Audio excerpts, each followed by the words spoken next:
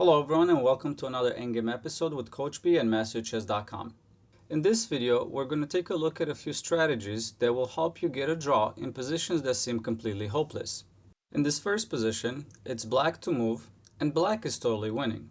If we count, it's going to take black 1, 2, 3 moves to take white's pawn, and then 4, 5, 6, 7, 8 moves to promote.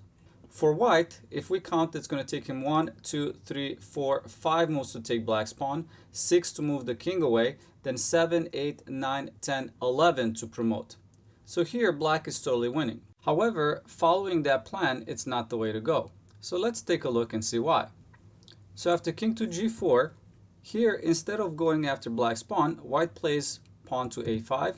After king takes on h5, king to d2. King to g4, king to c2.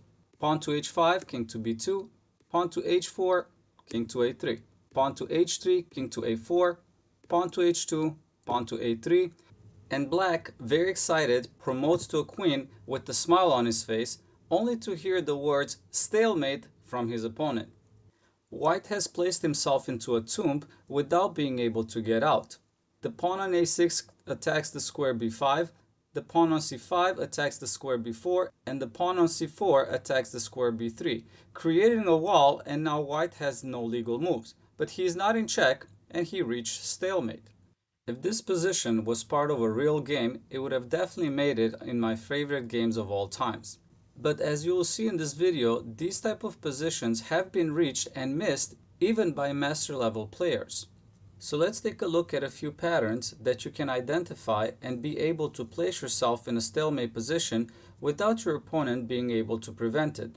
In the position that we've just gone over, black could have prevented stalemate from happening. If we go back, playing king to g4 was a big mistake. The correct move was king to f4. And I'm just going to fast forward through the moves to see how black would have won this game.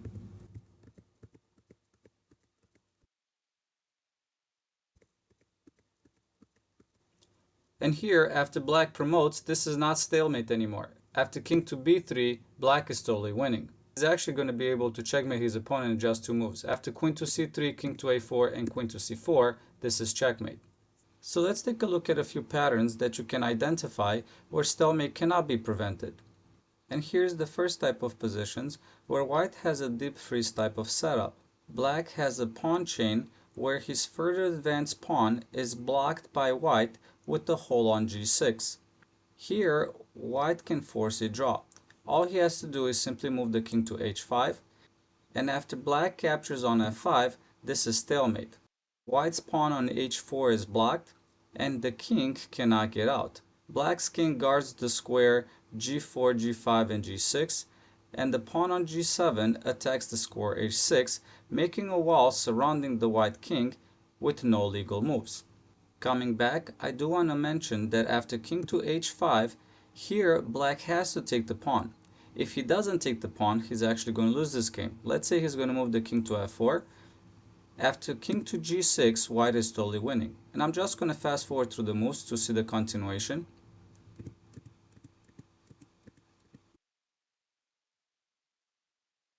And here, black is lost.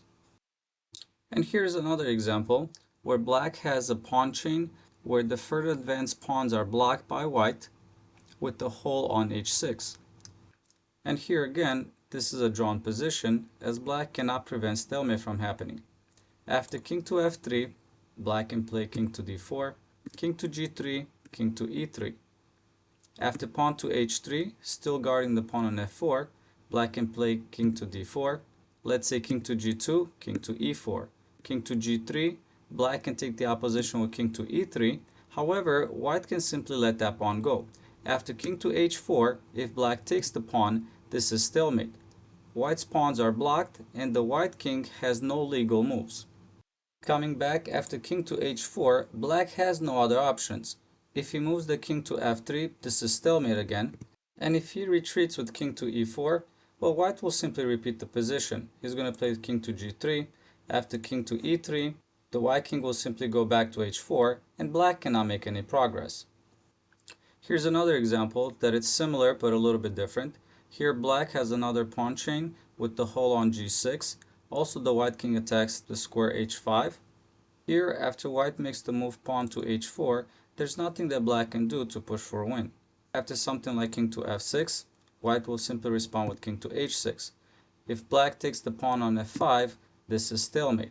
Coming back after pawn to h4, I do want to mention that no better is pawn to h5 check, because after white takes the pawn, if black captures back, this is stalemate, and if he doesn't capture the pawn, let's say he makes the move king to f6, here after king to g4, white is up a pawn and black has to be careful. His best reply is simply giving up the pawn on the g file with pawn to g6. After f takes g6 and the king captures back, this is a draw. And here's another example where the pawns are on the side of the board and white has another stalemate set up. Here white needs to play king to g3. This move will prevent the pawn moving to h4. If he does that, he's actually going to lose this game. And I'm just going to fast forward through the moves to see the continuation. And here white is winning. However, coming back after king to g3, if black plays the move king to e4, white will simply move the pawn to h3. After king to e3, white can simply move in the corner with king to h4, and if black takes the pawn on f4, this is stalemate. Coming back from the beginning, I do want to mention that if white does not play king to g3, preventing the pawn moving to h4, he's actually going to lose this game.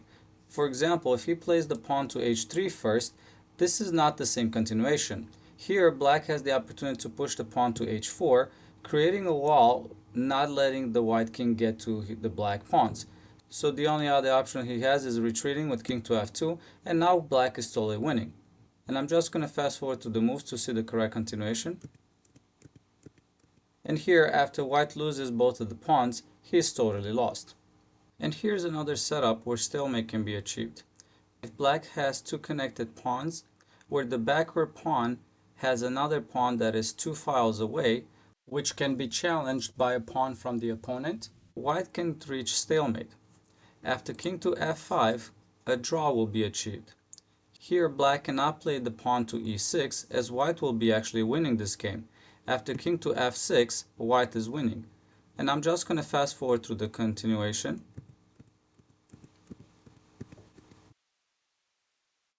And now white wins the game. But coming back, after king to f5, the correct move is king to e8.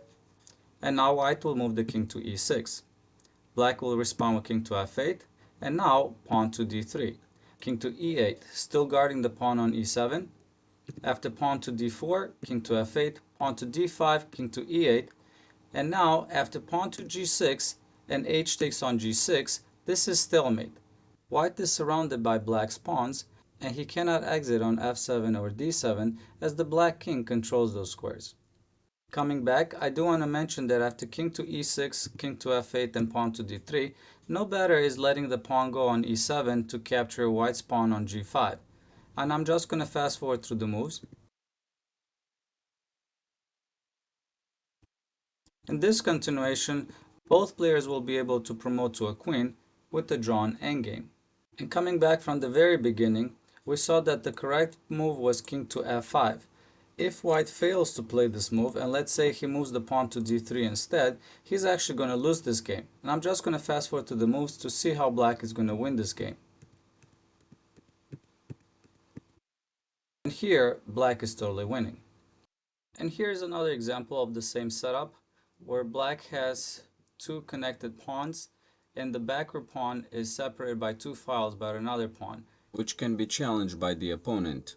So here, after king to b4, king to g8, king to c5, king to f7, king to d6, king to e8, protecting the pawn on d7, after pawn to c5 and king to d8, white makes the move pawn to f6, and after g takes on f6, stalemate is achieved. So looking at these positions, you might think that these positions are not as common and they don't happen in a real game, but we're going to take a look at a few master games where these type of positions have been achieved and actually have been missed even by master level players. This first game was played in 1905 by two famous masters, Michael Chigorin versus Taras Siegbert. And I'm just going to fast forward through the moves until the critical moment.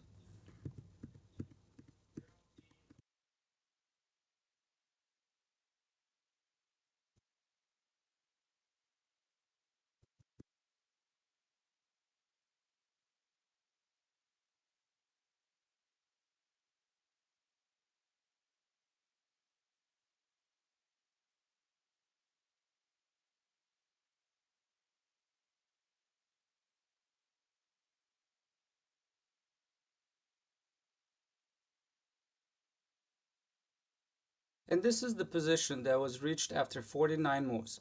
In the game here, white played g takes on f6, and after this, black played g takes on f6, king to g4, king to e4, king to h3, king to f4, and white resigned.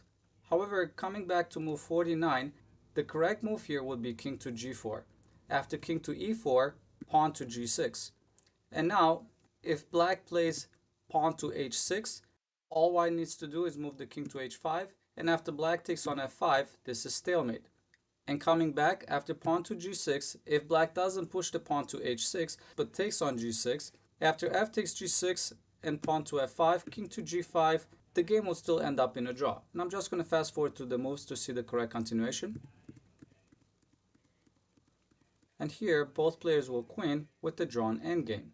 This next game was played by Ivar Aronson versus Edmar Madness in 1953. If you look at this position closely, you can see that it's the exact same position as before.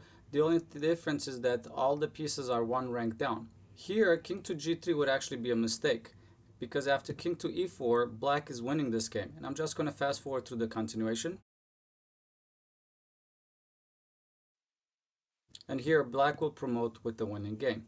However, coming back, the correct response here is pushing the pawn to g5 right away. After this, if black moves the pawn to h5, white will move the king to g3. After king to e3 and king to h4, black doesn't have many options. Taking the pawn will be stalemate, and not taking the pawn will also result in an equal game. Coming back in the actual game, white blundered moving the pawn to h4 and then ended up losing this game. After h5, black is totally winning. And I'm just going to fast forward to the continuation. And here white resigned.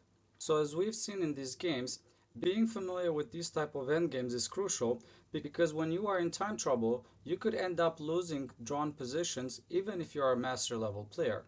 Alright, thank you so much for watching this video. I encourage you to visit my website, masterchess.com, where you will be able to practice these positions against the computer. All you have to do is click on Endgame versus Computer, Pawn Endgames, and then Stalemate. You'll be able to see a lot of different types of positions at the intermediate, advanced, and expert and master level players. All you have to do is click on the picture and start playing against the computer. Thank you for watching and have a great day.